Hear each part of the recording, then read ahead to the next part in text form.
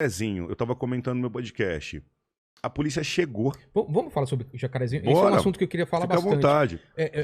Para quem não tá por dentro, dá toda a ambientação, o que era a operação, por que aconteceu, e as imagens que acabaram vazando, que depois eu vi até estavam colocando imagem que não era nem de lá. Não era nada daquilo. Então, eu já fiz 2 vídeos no canal. Então vamos lá. A Operação Accepts foi uma operação da Polícia do Rio de Janeiro para desarticular tentáculos do Comando Vermelho que estavam aliciando jovens, juventude, a molecada que assiste o Podpah, sabe?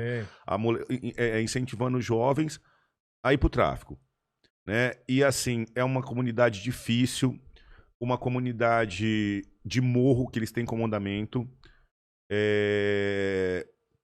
O que acontece? A gente estava conversando com o Fábio Bop, com policiais operacionais.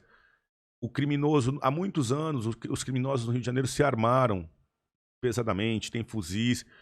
E quando o traficante, o chefão, ele dá um fuzil na mão de um criminoso da favela para segurar o crime, para lutar pelo lado do mal, aquele cara não pode segurar um fuzil e fugir. Né? É uma realidade que ele vai estar de fuzil ali para ir pro confronto. Então, a gente tem confronto em São Paulo? Tem muito confronto.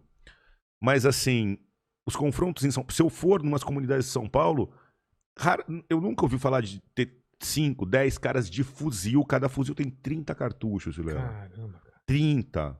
6 fuzis tem 180 tiros. Nossa. Então tem 6 caras de fuzil para receber a gente. O fuzil atravessa... Rasga pessoas, 2, 3. Mas carro, lataria? Carro forte, lataria tudo. Caramba. É muito potente, entendeu? Então... exército, né? Arma militar. Arma militar. Então, assim, no Jacarezinho, logo que eles chegaram, a Polícia do Rio tem um carro blindado, que é pra subir morro, o Caveirão. Já apareceu em filme e tal? Já. Eles chegaram, um policial saiu do Caveirão. Quando o policial saiu do Caveirão, ele tomou um tiro na cabeça. Caralho. A ocorrência começou porque ele teve que sair do Caveirão porque tinha barricadas, não dava pra subir. E os caras já esperando... Com o tiro amarrado. Então, você pega, monta a barricada, isso chama-se emboscada. Você pega e coloca 2 barricadas aqui, fica numa posição, você já deixa o tiro marcado, mas você ajusta o tiro ali. Porque já sabe que... O carro vai parar ali. É um lugar estreito. Isso. Então, assim, é uma operação que começou com a execução de um policial. Caralho. E aí, você analisando o armamento que foi pego, a quantidade de... foram pistolas, 12, granada. Granada os caras usaram? Granada. Não, foi apreendido granada, submetralhadora, 12 pistolas, muitas armas. Então, nessa situação, a polícia tá ali para fazer valer a lei. A polícia tá ali para tirar a molecada da mão do tráfico. E a polícia que é o Estado, que somos nós. A polícia defendendo a população. Então, se a polícia chega ali e toma um tiro, um policial toma um tiro, eu queria que as pessoas imaginassem se a polícia virasse as costas e falasse, não, a gente vai embora porque tá muito perigoso. Que seria uma coisa... Não, já morreu alguém, vamos recuar. Então, se a gente recuar, se a polícia recuar, a democracia perdeu, o Estado perdeu. A ordem perdeu. Eles colocaram mais demarcaram mais um. Aqui é meu, ninguém mais entra. Isso. Aí é o Estado sendo... Terra de ninguém, né? Não dá. Então, quando a polícia vai, ela tem que ir para resolver. Mas uma operação dessa, por exemplo, tinha helicóptero junto, tinha gente... Toda a estrutura. Mas como que você consegue definir, por exemplo? Esse cara devia estar muito escondido, esse sniper. Vilela, é morro e é irregular. As favelas são irregulares. Quando você pensa aqui num bairro, você tem as ruas paralelas e as... né? Exatamente, uma casa do lado da outra. É uma coisa toda... Você não sabe. E eles conhecem o território que nem a palma da mão. Eles sabem onde cada viela e cada beco vai chegar. Se o beco é um beco sem saída ou não. Qual casa que ele pode se esconder, Qual casa ele pode se esconder ou não. Eles têm todo esse controle. Tem um armamento pesado de guerra. Sabem usar a arma, senão não acertavam um tiro na cabeça. À distância. Né? E eles não recuam. A polícia do Rio de Janeiro vive uma situação sui generis. A gente tem dificuldade em São Paulo? Tem. A gente tem aqui quadrilhas do Novo Cangaço, essas quadrilhas de rouba-banco, você já viu? Claro. Invade a cidade. Quando você vai prender uma quadrilha dessa, tem 4, 5 caras armados de fuzil. Mas você estudou, planejou, você sabe que tá indo pegar os caras do rouba-banco. Você tá indo focado. No Rio de Janeiro, você vai sair para fazer uma operação para prender alguns, cumprir uns mandados e desarticular uma favela, você não sabe se você vai ser recebido por tiro de fuzil e de quantas pessoas. E a polícia do Rio só faz eles recuarem avançando o território, tendo que ir de baixo para cima. Eles estão em posição privilegiada. Privilegiada. Né? As posições militares para manter território são sempre altas. Você vê castelos sempre em cima de montanha. Sempre em cima de montanha. Chama comandamento. Posição de comandamento. Você vê na Segunda Guerra também, quando os nazistas eles ficavam em cima também, esperando a galera. Sempre. Porque é muito mais fácil, né? Isso. E quem tá na defesa, às vezes tem menos efetivo de quem tá atacando, tem que atacar com 3, 4 para 1 de efetivo, para subir. Exatamente. Porque a posição defensiva te dá muita vantagem. Você precisa de menos pessoas. Você tá vendo que a gente tá falando a gente tá usando exemplos de guerra. Exatamente. Estamos usando exemplos de guerra para explicar uma ocorrência policial no Rio de Janeiro. Então, cara. E isso vocês também têm que estudar. Vocês têm que... A polícia do Rio de Janeiro é extremamente... Isso é guerrilha ou é o que? Tática de guerrilha que é chamado? Tática de guerrilha, de guerra urbana, de guerra irregular, né? Porque a guerrilha, na doutrina, até onde eu estudei, a doutrina guerrilha era tida como uma espécie de guerra urbana e rural. Ah, tá. Nos dois sentidos. Então, o guerrilheiro ele se esconde em matas próximos e ataca urbano. Aquela história da gente pensar da época da ditadura, dos movimentos que tinham, que ficavam no Vale do Ribeira tal, e vinham e praticavam atentado contra o embaixador americano. O Vietnã também, que tinha aqueles caras escondidos. Vietnã é guerra regular. Ah, é regular. Aquilo é uma guerra regular de exército contra exército, só que os vietnamitas tinham muito controle de território, se escondiam no arrozal. Faziam túneis no arrozal. Eu odeio o arrozal. Por quê? São as valas de água, assim, ó. Eu fui militar do exército 6 anos. Eu sou primeiro tenente do exército da reserva. Então, ralei muito no exército, muitas operações. Antes de ser policial, eu era militar do exército. Muitas operações. E uma vez eu fui fazer um ataque. Eu era o comandante, uma simulação, um treinamento de acampamento. Mas o meu pelotão estava atacando, a gente tinha que subir uma posição, né? Subir um morro e dominar lá em cima. E você vai com o fuzil no meio do mato andando.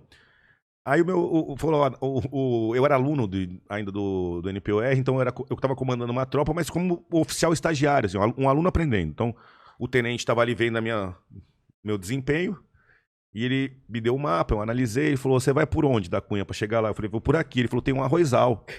Eu falei, eu passo pelo arrozal. Ele falou, tá bom. Tá bom, então, ele já sabia. Já sabia. Vilela, é assim, como se fosse um campo de futebol com várias valas de 1 metro, 1 metro e pouco dessa largura. Mas de água ou... De água para irrigar, e os fios do arroz são bem altos, você não vê onde tá a vala. Então você começa a correr, de repente você some. Sabe aqueles brinquedinhos que o cara que some o negocinho? Sei. Os meus soldados avançavam e ia sumindo. Eu olhava pro lado, caía um, puf, 2, aí tirava outro da lama. Bicho, pra passar aquele arrozal e começar a subir o morro, acho que umas 2 horas. Caramba. E você perde um pouco da noção também de onde você tá, né? Tá tudo alto. Eu tenho que avançar numa linha. Você ataca em linha. Sim. Então eu pego meus soldados, coloco numa linha e começo a atacar uma posição, subir. De repente começa a cair soldado da arroz, enterrar na areia. E o Vietnã era muito arrozal. Era muito arroz. E os vietnamitas ficavam enfiados ali, escondidos, matando um por um. Puf. Aliás, pelo que dizem os livros, eles preferiam ferir. Ah, é? Porque tirava 3 de combate, 2 pra carregar e um ferido. Caramba. Eles preferiam ferir. Deixava o cara sangrando, os outros tinham Carrega a perna, tal, tem que carregar. 3 a menos. Viu? Os Estados Unidos vinham com napalm, né? Aquela gasolina. Os caras ficaram putos, falaram, vou tirar todos esses caras daí. E queimava os arroz altodinho. Isso. Nossa. Mas voltando pra Jacarezinho, como que foi? Começou essa operação assim? A operação começou, o pessoal foi subir e teve esse tiro.